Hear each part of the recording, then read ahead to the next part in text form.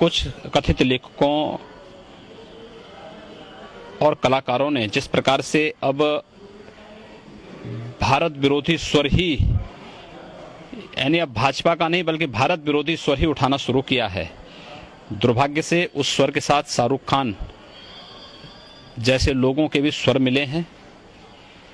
और ये पहली बार नहीं हो रहा है, इससे पहले भी इस प्रकार की हरकतें उनके द्वारा हुई हैं।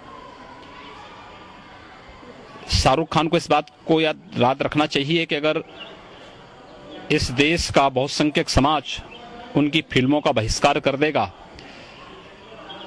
तो एक आम मुसलमान की तरह उनको भी सड़कों पे भटकना पड़ेगा। मुद्दों पर, तथ्यों पर बात होनी चाहिए। भारत के अंतर्राष्ट्रीय छवि को खराब करने की जो अंतर्राष्ट्रीय साजिशें हो रही हैं, उस साजिश से सबको बचना चाहिए। और अगर कोई इस प्रकार की साजिश किसी व्यक्ति या किसी पार्टी को निशाना बनाने के लिए पूरे देश को या बहुसंख्यक समाज को, दुनिया का सबसे सहिष्णु समाज को, ये तो हिंदू समाज है, उस हिंदू समाज को बदनाम करने के लिए कोई इस प्रकार के षड्यंत्रों में शामिल है तो उसकी सामूहिक निंदा होनी चाहिए, उसका सामूहिक बहिष्कार भी होना चाहिए।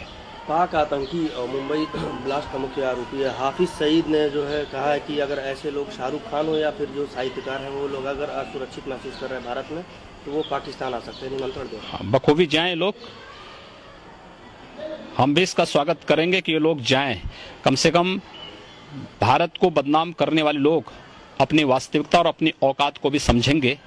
एक बार जामा मस्जिद के इमाम ने पाकिस्तान जाकर के देखा था, जब कुत्तों की तरह उसको दुत्कारा गया था वहां से, तो उसी प्रकार से यही हाल इनको भी होंगे। आतंकी ऐसा कह रहा है, मैं कह रहा हूं ना, चाहे ये लोग आतंकी भाषा ही यहाँ बोल रहे हैं। मुझे लगता है शाहरुख खान की भाषा में और हाफिज सईद की भाषा में कोई अंतर नहीं है।